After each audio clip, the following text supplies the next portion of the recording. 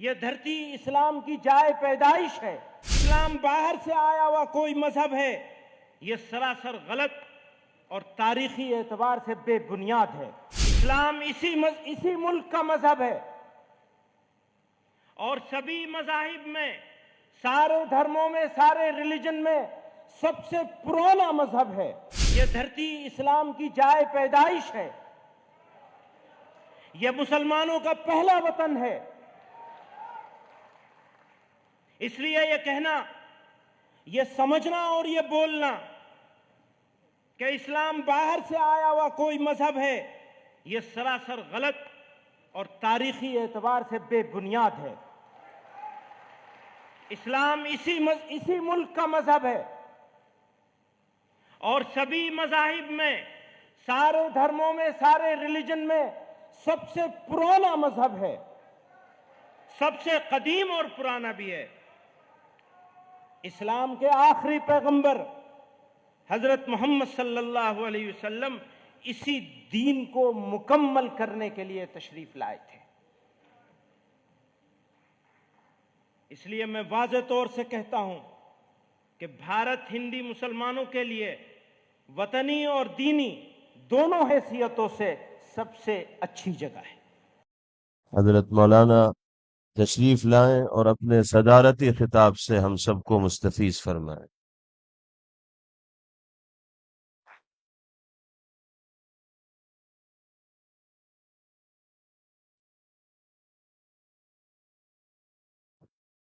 الحمد لله نحمده ونستعينه ونستغفره ونؤمن به ونتوكل عليه ونعوذ بالله من شرور أنفسنا ومن سيئات أعمالنا من يهده الله فلا مضل له ومن يضلل فلا هادي له ونشهد أن لا إله إلا الله وحده لا شريك له ونشهد أن سيدنا ومولانا محمدا عبده ورسوله صلى الله تعالى عليه وعلى آله وصحبه وبارك وسلم۔ حضرات گرامی قدر،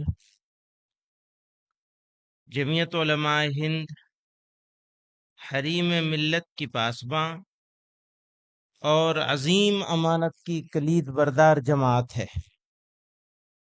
اس کی روشن ملی خدمات اور قربانیوں کے مد نظر ملت اسلامیہ ہند آج اس کی طرف امید کی نگاہ سے دیکھ رہی ہے۔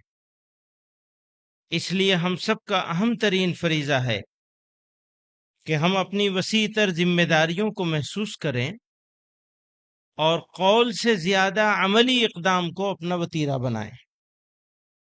یہ خاکسار اپنی تمام تر خامیوں اور کوتاہیوں کے اعتراف کے ساتھ ہرگز اپنے آپ کو اس قابل نہیں سمجھتا کہ اس بار گراں کو برداشت کرے۔ یہ ہمارے لیے خوش نصیبی بھی ہے اور حرمہ نصیبی بھی۔ خوش نصیبی اس معنی کر ہے کہ جمعیت علماء ہند جیسی عظیم جماعت کی صدارت کا موقع ملا، اور حرمہ نصیبی اس معنی کر ہے کہ اس عظیم الشان جماعت کے منصب صدارت پر ایسی اولو العزم اور عظیم المرتبت شخصیات جلوہ افروز رہی ہیں جن کے قلوب ہمہ وقت یاد الہی میں مستغرق رہے، جن کا سینہ معرفت الہی سے پر تھا، جن کی صحبت راہ حق کے لیے رہنما تھی، جن کے دن انسانیت کی خدمت کے لیے دوڑ دھوپ میں گزرتے تھے، اور جن کی راتیں پروردگار عالم کے سامنے کھڑے ہو کر ملک و ملت کے لیے بے چینی اور اضطراب کے ساتھ آہوزاری میں گزرتی تھیں۔ مجھے حیا آتی ہے، بڑی حیا آتی ہے کہ میرے جیسا شخص جو صحیح معنی میں ننگ اسلاف ہے، اس کے دوش ناتواں پر ان بزرگان پاک طینت کی نیابت کا بار گراں ڈال دیا گیا۔ آپ حضرات سے دعا کی درخواست ہے کہ اللہ اس بندے ناچیز کو اپنے حبیب صلی اللہ علیہ وسلم کے طفیل اس منصب جلیل کی ذمہ داریوں کو بحسن خوبی انجام دینے کی توفیق عطا فرمائے اور اپنے بڑوں کے نقش قدم پر چلنے کا حوصلہ مرحمت فرمائے، آمین۔ محترم حضرات، اس موقع پر مجھے اپنے ان دو بزرگوں کی یاد آ رہی ہے جن کی قیادت و رفاقت میں خاکسار کو دو دہائی سے زیادہ عرصے تک ملک و ملت کے لیے کام کرنے کا موقع ملا۔ یہ خاکسار 1996 میں جمعیت علماء ہند کا ناظم مقرر ہوا۔ اس کے بعد 24 ستمبر 2001 کو ناظم عمومی نامزد ہوا۔ اس وقت مرشدی فدائے ملت حضرت مولانا سید اسعد مدنی قدس سرہ جمعیت علماء ہند کے صدر باوقار تھے۔ حضرت فدائے ملت رحمت اللہ علیہ عزم و استقلال کے پہاڑ تھے۔ اللہ تعالیٰ نے ان کو بے مثال خوبیوں سے نوازا تھا۔ ملک و ملت کے لیے آپ کی ہردم فکر مندی بلکہ درد مندی بے نظیر تھی۔ اسی طرح میرے مربی اور استاد محترم حضرت مولانا قاری سید محمد عثمان صاحب منصور پوری رحمہ اللہ جماعتی زندگی کے مشکل حالات میں جمعیت علماء ہند کے صدر منتخب ہوئے۔ ان کی زندگی کا سب سے اعلیٰ اور ممتاز وصف اخلاص للہیت، بے نفسی، کسر نفسی، سادگی اور بے نفسی تھا۔ آپ اصول پسند، دوربین اور صاحب بصیرت عالم تھے۔ اللہ تعالیٰ ان دونوں بزرگوں کے قبروں کو نور سے منور کر دے۔ ان دونوں بزرگوں نے جمعیت علماء ہند کی تحریکات اور عزائم کو اپنے حوصلوں سے جلا بخشی۔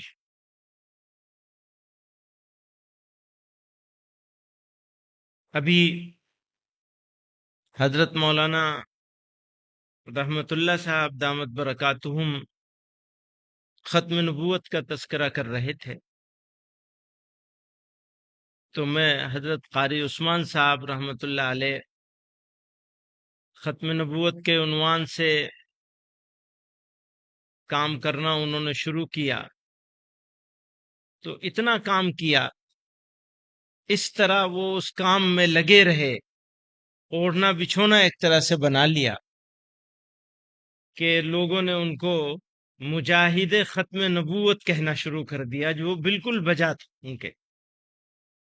آج ہمارا ملک نفرت اور مذہبی تعصب کی زد میں ہے۔ نوجوانوں کو تعمیری کاموں میں لگانے کے بجائے تخریب کا آلہ کار بنایا جا رہا ہے۔ میڈیا اشتعال پھیلانے کا سب سے بڑا حربہ بن گیا ہے۔ مذہب اسلام، اسلامی تہذیب اور کلچر، بالخصوص سرور کائنات آقا نامدار تاجدار مدینہ صلی اللہ علیہ وسلم کے خلاف بےہودہ اور بے بنیاد پروپیگنڈے کی مہم پورے شباب پر ہے۔ ارباب اقتدار سپریم کورٹ کے تنبیہات کے باوجود انہیں آزاد چھوڑ کر ان کی حوصلہ افزائی کر رہے ہیں۔ جمعیت علماء ہند کہیں گے ہم نے تو آزاد نہیں چھوڑا، مقدمہ چلایا، تو چھوٹے چھوٹے معاملے پر لوگوں پہ یو اے پی اے لگتا ہے، انہیں سب کو یو اے پی اے لگا کے بند کرنا چاہیے نا۔ جمعیت علماء ہند جارحانہ فرقواریت کو پوری قوم اور وطن کا نقصان تصور کرتے ہوئے اسے وطن کی سالمیت کے لیے سخت خطرہ سمجھتی ہے۔ فرقواریت ہمارے معاشرے کی ہم آہنگی کی عظیم وراثت سے ہرگز میل نہیں کھاتی۔ مختلف مذاہب کے درمیان دوستانہ بلکہ برادرانہ رشتے ہمارے معاشرے کی قابل فخر اور پائیدار خصوصیات ہیں۔ ان رشتوں کو نقصان پہنچانا قومی جرم ہے۔ آئیے ہم اس بھڑکتی ہوئی آگ پر قابو پا لیں جو ماضی کی نسلوں کی محنت سے بنی ملک کی عظیم وراثت کو ملیا میٹ کر رہی ہے، اور ایک ایسے وطن کی تعمیر کریں جہاں ذہن بغیر خوف کے چل سکے۔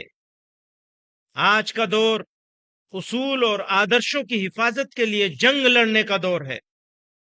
آج ہر طرف یہ آوازیں اٹھنے لگی ہیں کہ دستور ہند میں دی گئی ضمانتیں بے سود ہیں۔ ان حالات میں اگر سوامی وویکانند मोहन दास करमचंद गांधी, जवाहरलाल नेहरू और चिश्ती के आदर्शों को मानने वाले लीडरान इसी तरह तमाशाई बने रहे तो नहीं कहा जा सकता कि मुल्क का हशर क्या होगा। दलितों, पसमानदा तबकात और अकलियतों को नजरअंदाज करके मुल्क की तरक्की का तस्वुर मुहाल है। ये वतन सबका है और सबके हुकूक और फराइज यकसा हैं। इसलिए तमाम इंसाफ पसंद जमातों और मुल्क दोस्त अफराद की जिम्मेदारी है कि रद्द अमल, रिएक्शन और जज्बाती इमोशनल सियासत के बजाय यूनाइट होकर, मुत्तहिद होकर शिद्दत पसंद और फस्ताई ताकतों का, फाशिस्ट फोर्सेस का सियासी और समाजी सतह पर मुकाबला करें और मुल्क में भाईचारा, बाहमी रवादारी और इंसाफ के तकाजों को पूरा करने के लिए हर मुमकिन जिद्दोजहद करें। हम उम्मत के नौजवानों, तलबा की तंजीमों को खास तौर से मुतनब्बह करते हैं कि वह अंदरूनी और बैरूनी बंद दुश्मन अनासिर के यानी इंटरनल और एक्सटर्नल दुश्मनों के बराह रास्त निशाने पर है। उन्हें मायूस करने, होपलेस करने, भड़काने और गुमराह करने का हर हरबा इस्तेमाल किया जा रहा है। इसलिए हालात से मायूस हरगिज न हो और न ही सब्र होश का दामन छोड़ें।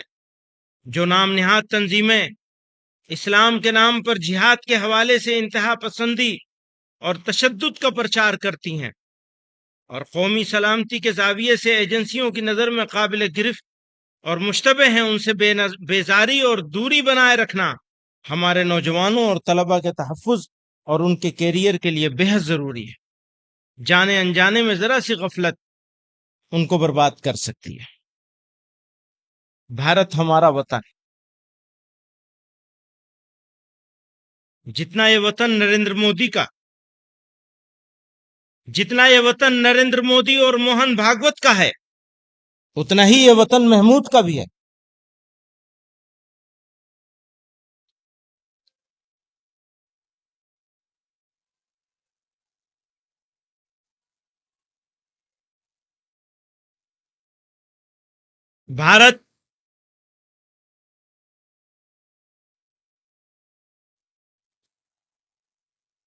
भारत हमारा देश है।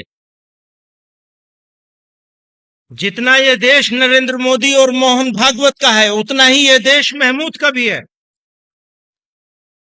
न महमूद इनसे 1 इंच आगे है, न महमूद इनसे 1 इंच आगे है और न वो महमूद से 1 इंच आगे है। साथ ही इस धरती की खासियत यह है, ध्यान करिएगा, साथ ही इस धरती की खासियत यह है कि यह खुदा के सबसे पहले पैगंबर अबुल बशर सैयदना आदम अलैहिस्सलाम की सरजमीन है। आप यहीं तशरीफ लाए।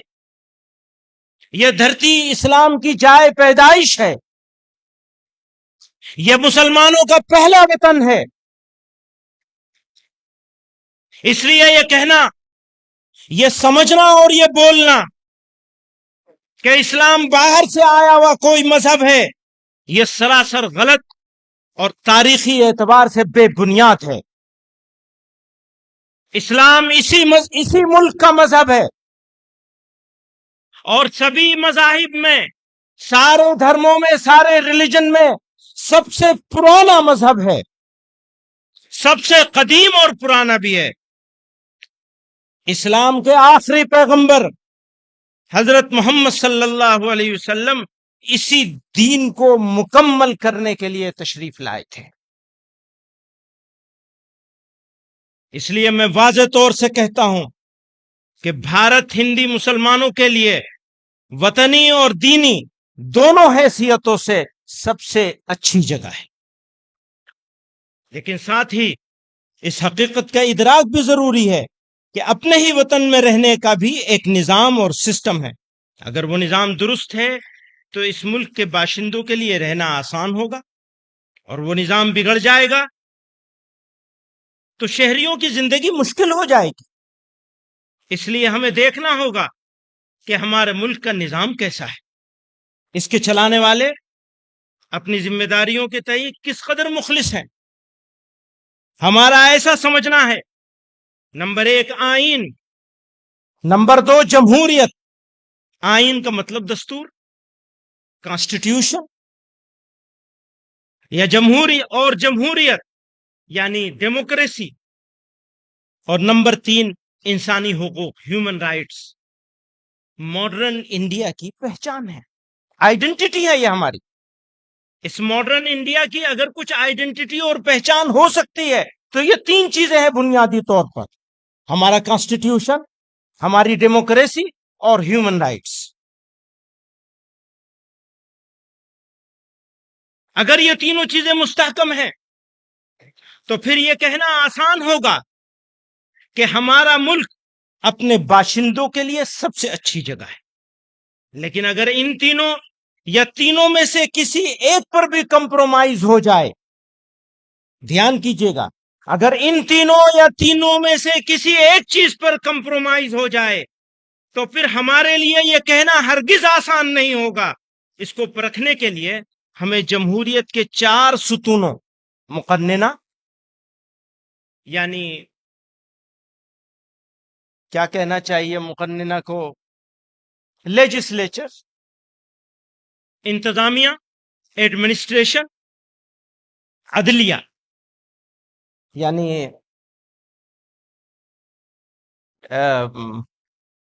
جوڈیشری، اور نمبر 4 میڈیا۔ اس کا جائزہ لینا ہوگا، ان 4 چیزوں کا ہم کو جائزہ لینا ہے، لیجسلیچر کا، ایڈمنسٹریشن کا، جوڈیشری کا اور میڈیا کا۔ آگے چلیے، انصاف کی حکمرانی۔ کسی بھی مہذب سماج کے لیے عدل و انصاف سب سے بڑا معیار ہے۔ عدل و انصاف کے بغیر بڑی سے بڑی ریاست اور بڑے سے بڑا ملک باقی نہیں رہ سکتا۔ ہر حکمراں کا اولی فرض اپنی رعایا کو انصاف مہیا کرانا ہے۔ ملک میں امن و امان کا قیام اور جرائم سے پاک معاشرے کی تشکیل انصاف کے بغیر نہیں ہو سکتی۔ ہمارے ملک و سماج کی ایک تلخ حقیقت ہے کہ نہ صرف ہم ظالموں، قاتلوں اور لٹیروں کو قرار واقعی سزا دینے میں ناکام ہیں، بلکہ بے قصور افراد کو جان بوجھ کر گرفتار کیا جاتا ہے اور پھر ان کو طویل المدت قید میں رکھا جاتا ہے، اور 20 سال گزرنے کے بعد عدالت ان کو رہا کر دیتی ہے۔ ایسے ہزاروں واقعات کا ریکارڈ پیش کیا جا سکتا ہے۔ اسی کے مد نظر جمعیت علماء ہند نے بے قصور افراد کی رہائی اور ان کے مقدمات کی پیروی کے لیے ایک مستقل شعبہ قائم کیا ہے، جس کے ذریعے نچلی عدالتوں سے لے کر سپریم کورٹ تک ہم ہزاروں افراد کے مقدمات لڑ رہے ہیں۔ یہی ہماری تقدیر میں رہ گیا ہے، خاص طور سے ان لوگوں کے مقدمات جن کو یو اے پی اے اور دہشت گردی کے دیگر قوانین کے تحت بیجا گرفتار کیا گیا ہے۔ نیز یہ بات بھی عام طور سے دیکھی جاتی ہے کہ فسادات کے موقع پر مارے بھی مسلمان جاتے ہیں، لوٹے بھی جاتے ہیں، اور الٹا ان کو ہی قصوروار ٹھہرا کر قید و بند کی سزا دی جاتی ہے۔ کلیجہ تھام لو، روداد غم ہم کو سنانے دو۔ کلیجہ، کلیم عاجز مرحوم نے کہا ہے، کلیجہ تھام لو، روداد غم ہم کو سنانے دو، تمہیں دکھا ہوا دل ہم دکھاتے ہیں، دکھانے دو۔ زمانہ صبر کر لیتا ہے عاجز، ہم بھی کر لیں گے، خلش دل کی مٹا لینے کو دو، آنسو بہانے دو۔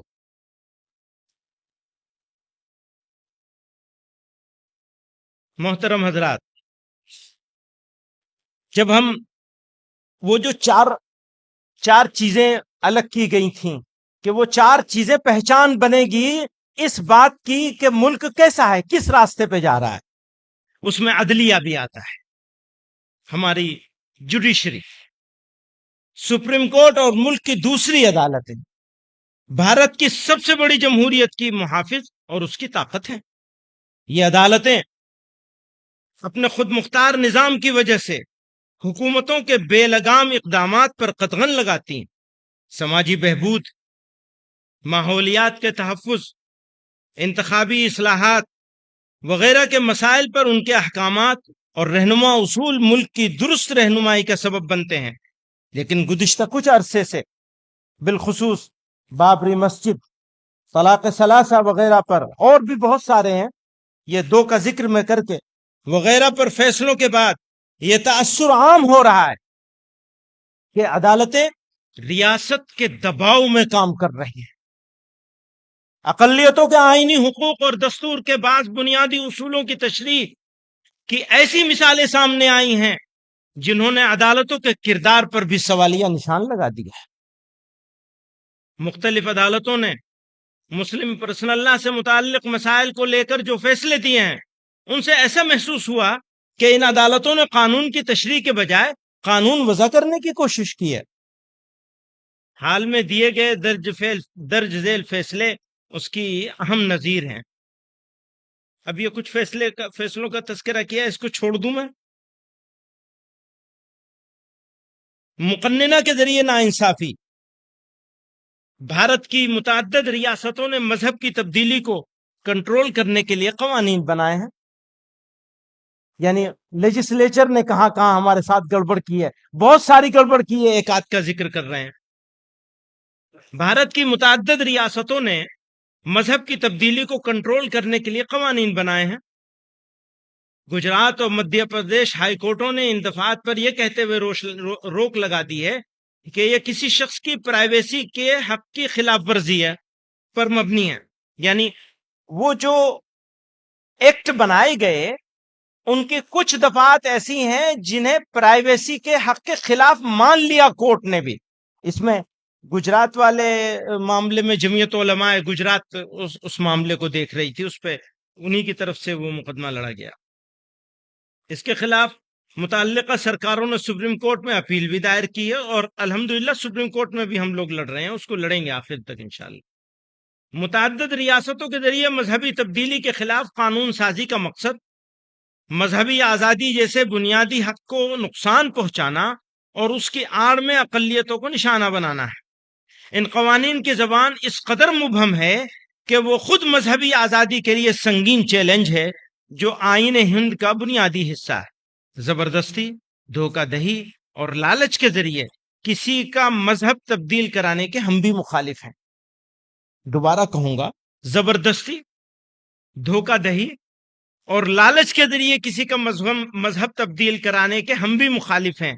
لیکن دیکھنے میں یہ آ رہا ہے کہ جو لوگ حقیقی طور پر سچے دل سے مذہب بدلتے یا بدلواتے ہیں ان کے خلاف بھی زبردستی، دھوکہ دہی اور لالچ کا غلط الزام لگا کر انہیں گرفتار کیا جا رہا ہے. اس سلسلے میں مذکورہ قوانین کا بیجا استعمال ہو رہا ہے، اس لیے ایسے قوانین ہرگز قابل قبول نہیں ہیں. انتظامیہ کا رویہ. انتظامیہ اور قانون نافذ کرنے والی ایجنسیاں قانون کا غلط استعمال کر کے اقلیتوں کو نشانہ بنا رہی ہیں. گزشتہ دنوں ایسی کئی مثالیں دیکھنے میں آئی ہیں. نمبر 1، عوامی مقامات میں نماز پر پابندی. اب وہ مثالیں بتائی ہیں کہ پریاگ میں کیا ہوا، فلاں جگہ کیا ہوا. ایک صاحب اپنے اسکول میں پروفیسر تھے، اپنے اسکول میں ہی کالج میں وہ ایک پیڑ کے نیچے نماز پڑھنے لگے، ان کے خلاف کارروائی ہوئی. اس طرح کی کچھ کارروائیوں کا تذکرہ کیا گیا ہے. اس میں شہری حقوق کے مظاہرین کے خلاف پولیس کا رویہ، اس میں بھی دیکھا ہے کہ پولیس نے کس طرح جانبدارانہ طریقے سے مظاہرین کا دمن کرنے کی کوشش کی ہے. بلڈوزر کی کارروائی، اب وہ نام ہی اس کا بلڈوزر جسٹس ہو گیا. اس کا بھی یہ انتظامیہ اور ایڈمنسٹریشن کا اور میڈیا، یہ دونوں کی ملی بھگت سے یہ سارا کچھ ہو رہا ہے.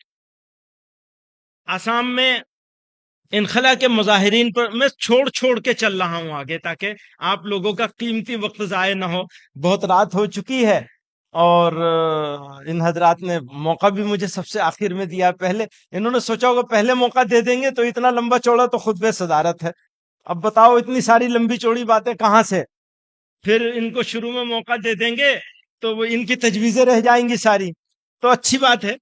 آسام میں انخلا کے مظاہرین پر ظلم و ستم. آسام میں مسلم کمیونٹی کے افسوسناک اور تشویشناک صورتحال کی طرف آپ کی توجہ مبذول کرانا چاہتا ہوں. آسام سرکار کی نگرانی میں ہزاروں لوگوں کو غیر قانونی املاک خالی کرانے کی آڑ میں ان کے گاؤں سے بے دخل کیا جا رہا ہے.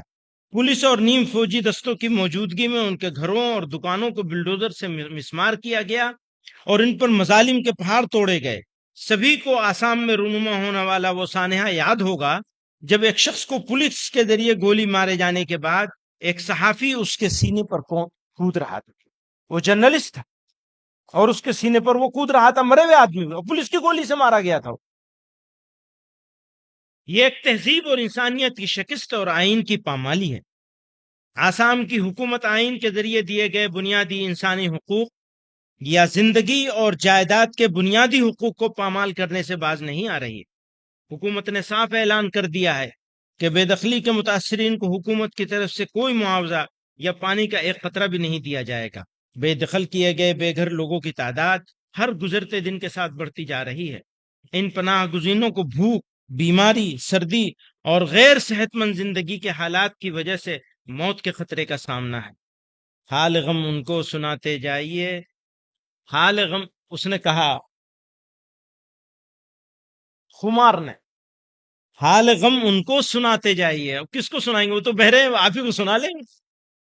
حال غم ان کو سناتے جائیے، شرط ہے کہ مسکراتے جائیے، شکریہ لطف مسلسل کا مگر، شکریہ لطف مسلسل کا مگر، گاہے گاہے دل دکھاتے جائیے، گاہے گاہے دل دکھاتے جائیے، دشمنوں سے پیار ہوتا جائے گا، دشمنوں سے پیار ہوتا جائے گا، دوستوں کو آزماتے جائیے۔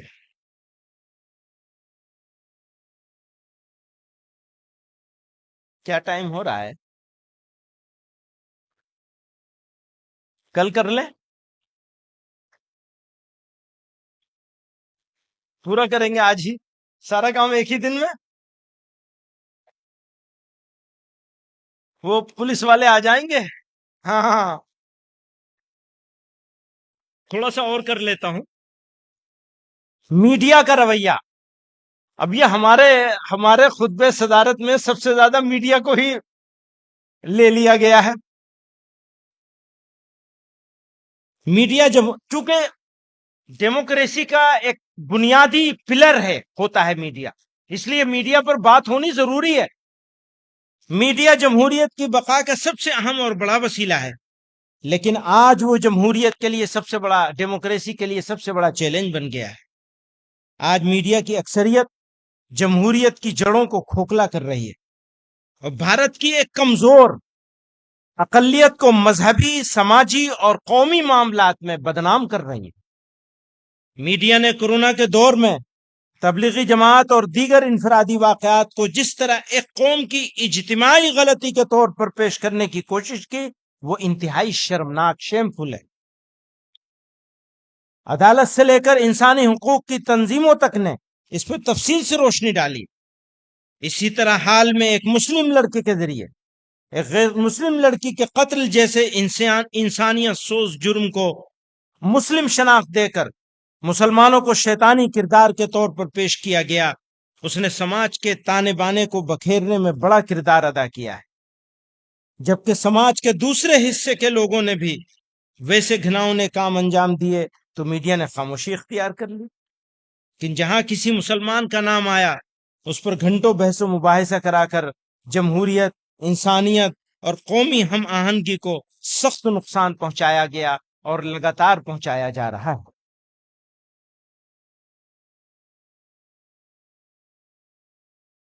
اب انشاءاللہ کل کریں گے۔ جزاک اللہ، وآخر دعوانا ان الحمدللہ۔